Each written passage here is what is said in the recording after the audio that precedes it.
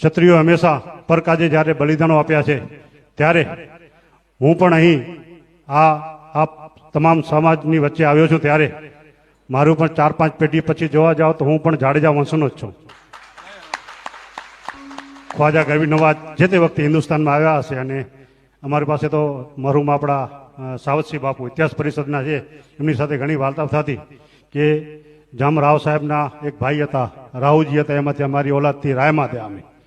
એટલે 4-5 પેઢી મેં મારું નામ હાજી જુમાભાઈ, મારા ફાધરનું નામ ઇબ્રાહિમજી, ઇબ્રાહિમ તમાચી, તમાચી વજાજી, વજાજી લખાજી, લખાજી હરભમજી. આમ 4થી 5મી પેઢી જોઈએ તો અમે ક્ષત્રિય જાડેજા વંશમાંથી જ અમે કન્વર્ટ થઈ. અને ઠીક છે, અત્યારે આપણે બધા ઘણી વખત અમે પૂજા પદ્ધતિ અનેકો પણ રાજપૂત સબ એકો.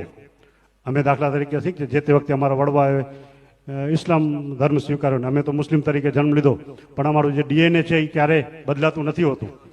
જેના જે કહે ને કે ભાઈ લક્ષણ અને અપલક્ષણ બધા હમણાં બાપુએ વાત કરી કે તમે ગમે ત્યાં જાઓ જુગારી જુગાર ગોતી લેતા, દારૂડિયા દારૂ ગોતી લે, સત્સંગવાળા સત્સંગ ગોતી લે. એમ આજે પણ એ લાગણી અને હૂંફ જ છે જે અમને વારંવાર તમારી વચ્ચે લઈ આવે છે. હું મારા તમામ ક્ષત્રિય ભાઈઓને પણ હંમેશા કહું છું કે જ્યારે જ્યારે ક્ષત્રિય સમાજ અને મુસ્લિમ સમાજ એકબીજાના પ્રેરક રહ્યા છે, આવી ખાલી રાયમાં જ્ઞાતિ નહીં પણ કચ્છની અનેક જ્ઞાતિઓ છે જે ક્ષત્રિય સમાજમાંથી કન્વર્ટ થઈ અને મુસ્લિમ બની છે.